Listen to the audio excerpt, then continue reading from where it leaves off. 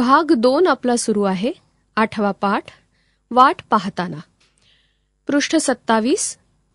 अरुणा ढेरे, 1957. प्रसिद्ध कवयित्री, कथालेखिका, संशोधक, समीक्षक. कथा, कादंबरी, ललितलेख, आस्वादक समीक्षा, संशोधनपर लेखन असं त्यांनी विविधांगी लेखन केलं आहे. काव्यात्मकता आणि मानवी नात्यांचा शोध ही त्यांच्या ललित साहित्याची वैशिष्ट्ये आहेत. त्यांचे प्रारंभ यक्षरात्र, मंत्राक्षर, निरंजन, जावे जन्माकडे हे कवितासंग्रह, कृष्ण किनारा, अज्ञात झऱ्यावर हे कथासंग्रह, रूपोत्सव हा स्फुट लेखसंग्रह, मैत्रेयी ही कादंबरी, नागमंडल, लोकसंस्कृतीची रंगरूपे, विस्मृतिचित्र हे संशोधनात्मक समीक्षात्मक लेखन प्रसिद्ध आहे. प्रत्येक व्यक्तीच्या आयुष्यात कशाची न कशाची तरी वाट बघणं ही अटळ गोष्ट असते. प्रस्तुत पाठात लेखिकेने वाट पाहणं या गोष्टीचे अनेकविध पैलू उलगडून दाखवले आहेत. वाट पाहणं हा अनुभव कधी सुखद तर कधी दुःखद असू शकतो. त्यात कधी उत्कंठा, हुरहुर असते तर कधी दडपण असतं, हे या पाठातून लक्षात येतं. होळीनंतर थंडी झपाट्याने कमी होत जायची आणि आंब्यावर मोहोर नुसता घमघमत असायचा. परीक्षा तोंडावर आलेली असायची. मोकळ्या अंगणात अंथरुणं पडायची ती सुट्टी लागल्यावर. पण मार्च एप्रिलमध्ये आम्हाला गॅलरीत झोपायला मिळायचं. रात्रीचे मऊगार हात अंगावर फिरायला लागले की झोपेची गडद चाहूल यायची. डोळे मिटताना मनात एकच संदेश जागा व्हायचा, उद्या कोकिळेचं कुहू ऐकू येईल का? बघू हां. पहाटे पहाटे गाढ झोपेतच असताना तो कुहू कुहू आवाज कानावर यायचा आणि त्या आवाजाची वाट पाहण्याचं सार्थक होऊन जायचं. सुट्टीची वाट पाहणं तर तेव्हापासून सुरू झालेलंच असायचं. अभ्यासाचा आळस नसायचा, पाठांतर आवडायचं. नेमलेली पुस्तकं गोष्टीच्या पुस्तकांइतकीच परत परत आवडीने वाचली जायची. पण अभ्यासाचं वही पुस्तक जरा बाजूला झालं रे झालं की सुट्टीची आठवण उसळी मारून वर यायची.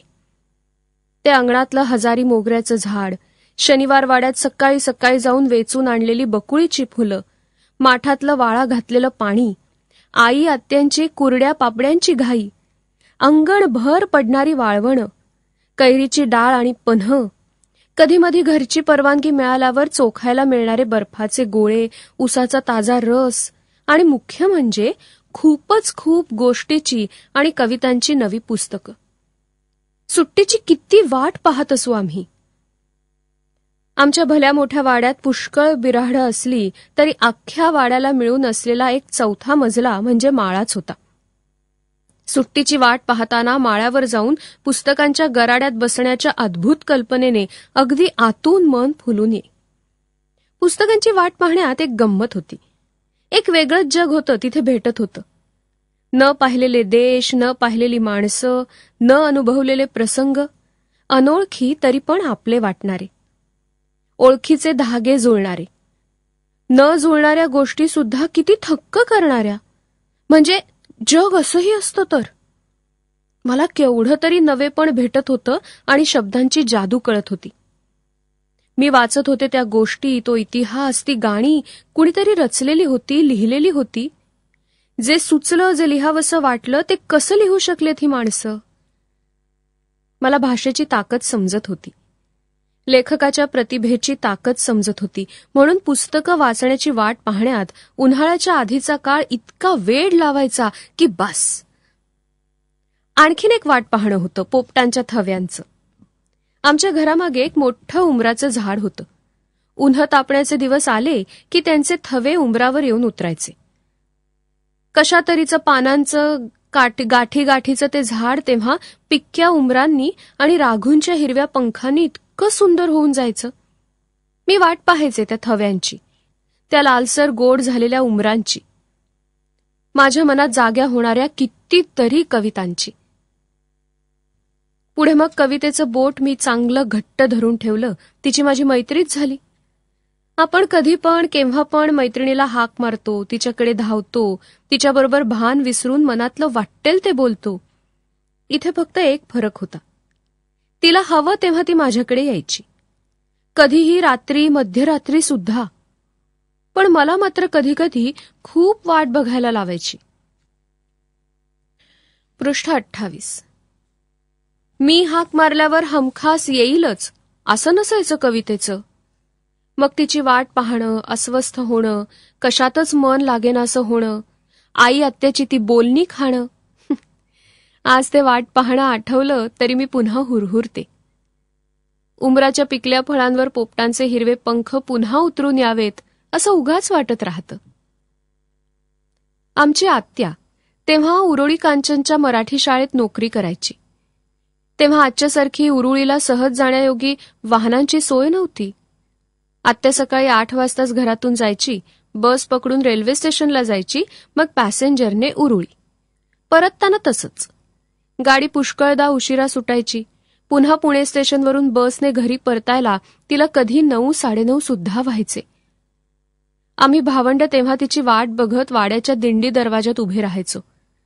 आत्या येईपर्यंत वाट बघून रडू गळ्याशी दाटलेलं असायचं. ती आली की धाकटा भाऊ झेप टाकून तिला लोंबकळायचा आणि मी रडू आवरत हसायची. सगळा शोष निपटून तिच्या जवळ घेण्याने शांत वाटायचं.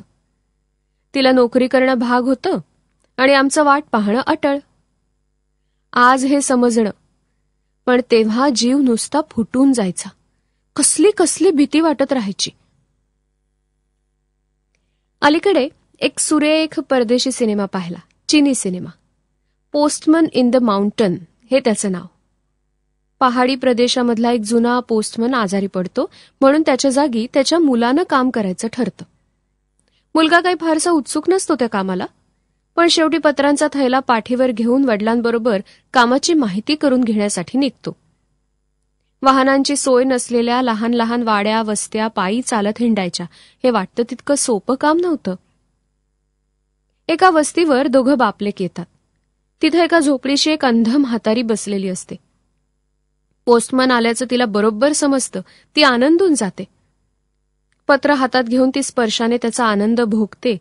पोस्टमनलाच ते वाचायला सांगते. म्हातारीच्या मुलाने तिला पाठवलेलं ते पत्र असतं. त्याने आपल्या आईची खूप प्रेमाने विचारपूस केलेली असते. तिला घेऊन जायला तो लवकरच येणार असल्याचं त्याने लिहिलेलं असतं.